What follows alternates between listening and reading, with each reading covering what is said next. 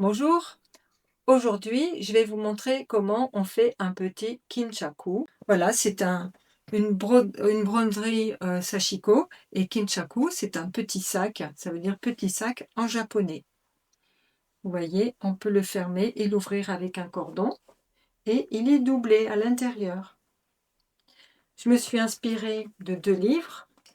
Euh, le livre Broderie Sashiko, technique et création de Satomi Sakuma, qui a une boutique sur internet qui s'appelle Sashiko Ya, et le livre de Susan Briscoe, 365 motifs Sashiko à broder.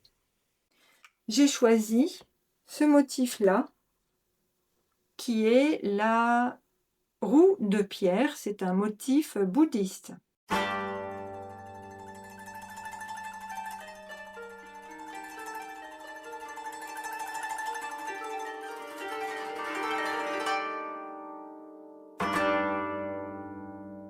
Donc, de quoi vous allez avoir besoin pour fabriquer votre kinchaku?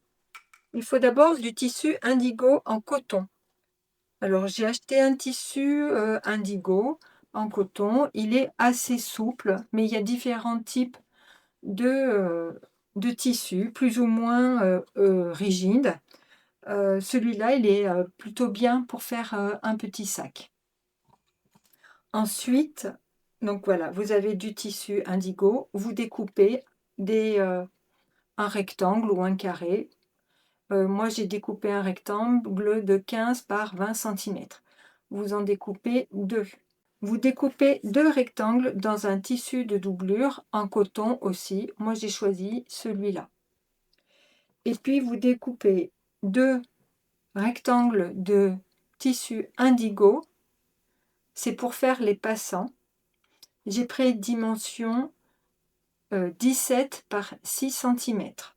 Pour faire la broderie de sashiko, il faut une aiguille à sashiko. Donc, il y en a ici une grande.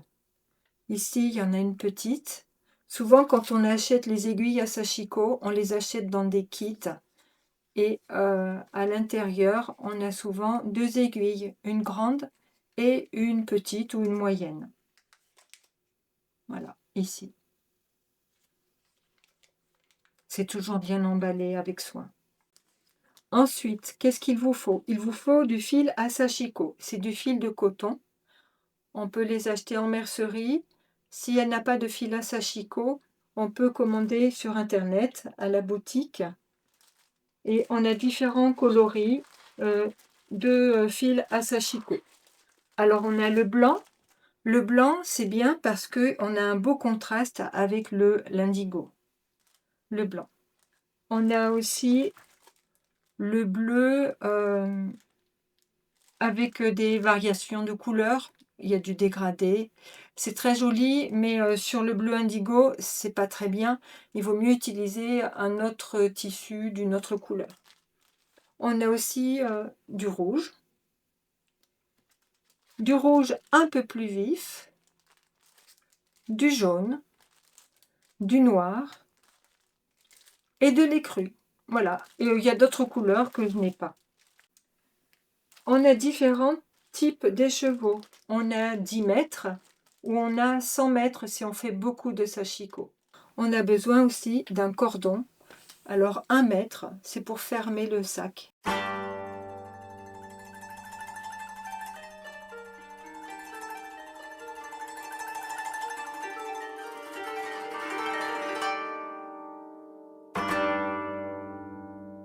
Ensuite, comment on fait pour faire le motif de sashiko sur le tissu? Il faut le transférer. Alors pour le transfert, c'est relativement simple.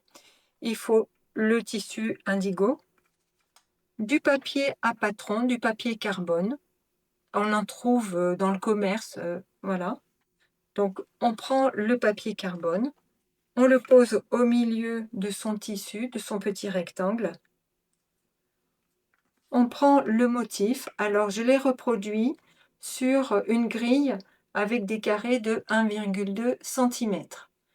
J'ai pris mon petit motif, je le pose sur le tissu, je prends des petites épingles Pour fixer les 3 épaisseurs ensemble, donc le tissu, le papier carbone, côté tissu et mon motif en papier, je mets des épingles pour tenir le tissu.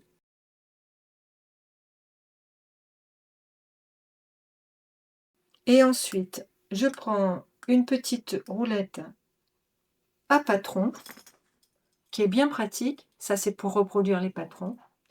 Donc, je prends une roulette avec des petites dents et je reproduis le dessin avec la roulette en appuyant bien fort.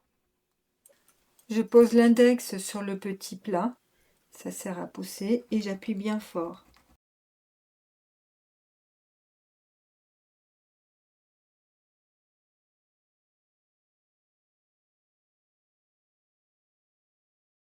Voilà, je vais vous montrer. Dessous, on voit bien le motif.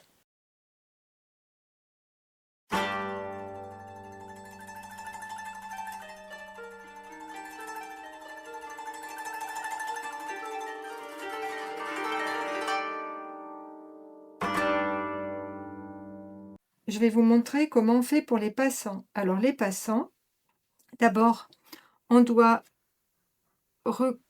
rabattre 1 centimètre 2 fois et à la machine à coudre, je vais coudre le côté comme ça et je vais faire ça des 2 côtés pour les 2 passants. Je suis à la machine et je vais coudre mes 2 passants, préparer mes 2 passants. Donc j'ai des rectangles de 17 fois 6 centimètres et je vais vous montrer comment on fait maintenant.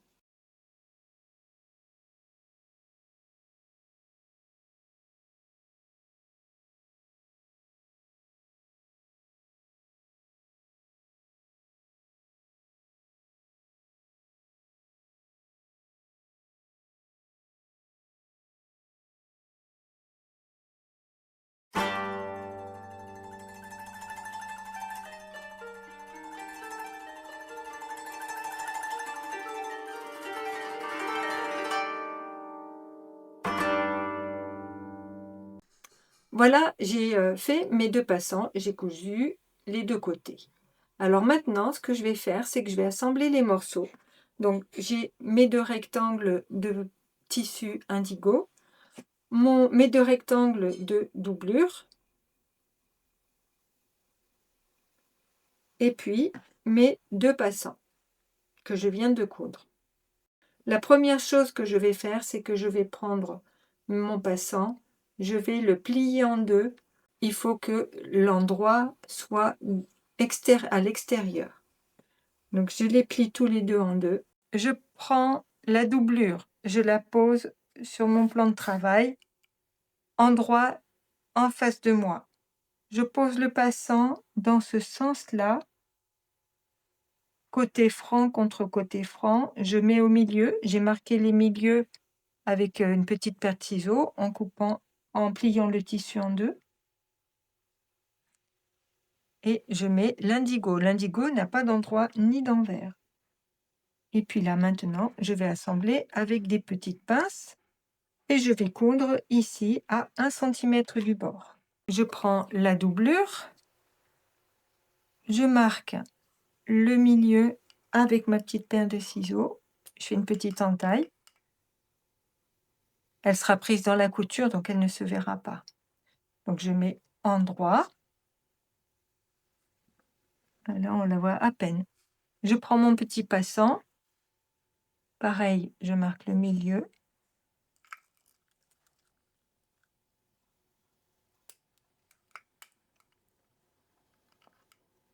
Voilà. Et ensuite, je prends mon tissu indigo avec le motif à sashiko, le motif brodé, le sashiko brodé, et tac, et je mets endroit contre endroit. Pareil, je fixe avec les petites pinces et je vais coudre à 1 centimètre du bord.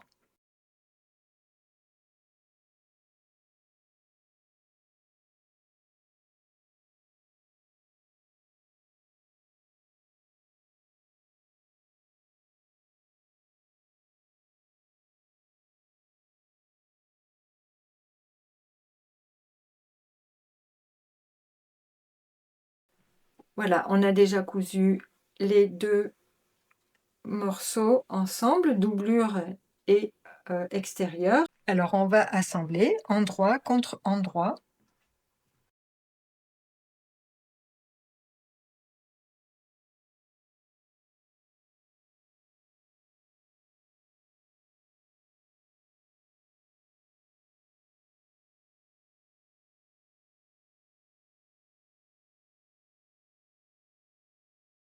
Alors là, je mets moins de pinces parce qu'en fait, je vais coudre comme ça tout le long du tissu, mais je vais laisser un trou ici pour pouvoir retourner le petit sac.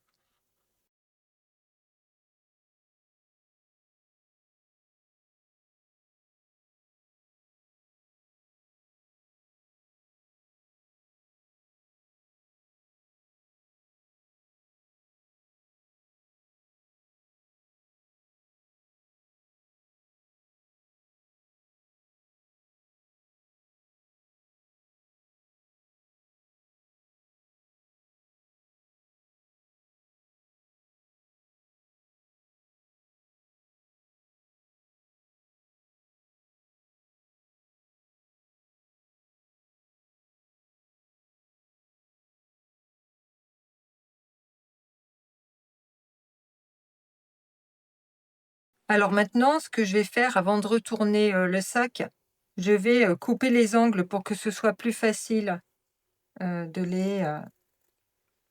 les retourner. Donc là, il faut que je fasse attention parce que le fil est de la même couleur que le tissu. Il ne faut pas couper le fil. Voilà, ici j'ai ma petite ouverture. Donc je vais retourner mon sac.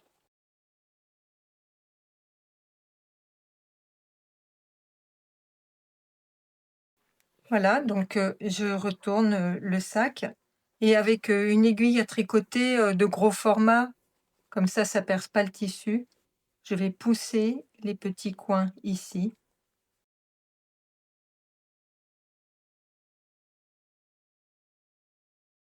Et puis je vais coudre le fond pour boucher le trou. Voilà, donc là maintenant je vais coudre la doublure. Donc j'ai fini de coudre, je vais couper les petits fils qui dépassent. Voilà. Et là, je n'ai plus qu'à retourner la doublure pour la mettre à l'intérieur du sac.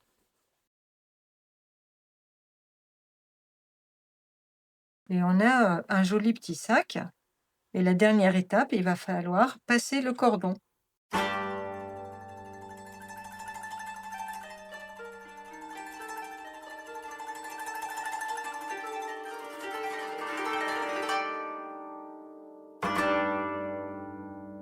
Donc j'ai un cordon de 1 mètre. Je vais le couper en deux.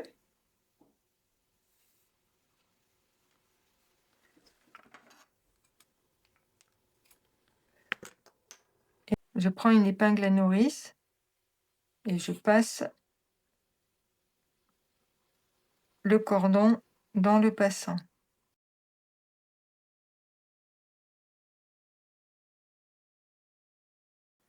Voilà, et quand j'arrive au bout, je fais un nœud.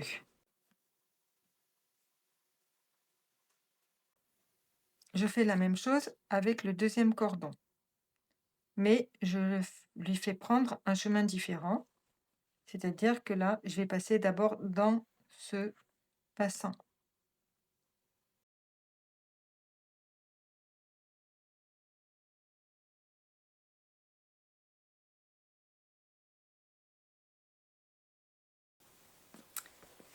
Et voilà. Mon sac est fini.